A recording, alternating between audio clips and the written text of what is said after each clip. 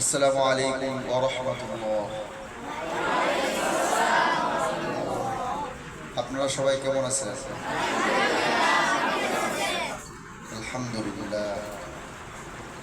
আজকে আপনাদেরকে ত হরফের অনুশীলন করানো হবে। কি হরফ? সবাই প্রস্তুত তো সর্বপ্রথম একটি হরফ উচ্চারণ করতে গিয়ে তার মাখরাজ জানতে হবে। তো এর মাখরাজ আমাদের সবার মনে আছে কি? বলতে পারবেন? বলেন দেখি। সামনের উপরে দুইটাতে সাথে লাগাইয়া কি হরফ উচ্চারিত হয়? ও উচ্চারিত হয়। আমরা মাখরাজ জানলাম, তাহলে এখন জানতে হবে আমাদের সিফাত। তো হরফের মধ্যে সিফাত কয়টি? 6টি। কয়টি? 6টি। 1 নম্বর সিফাত জাহরু, মানে কি? বাতাস বন্ধ।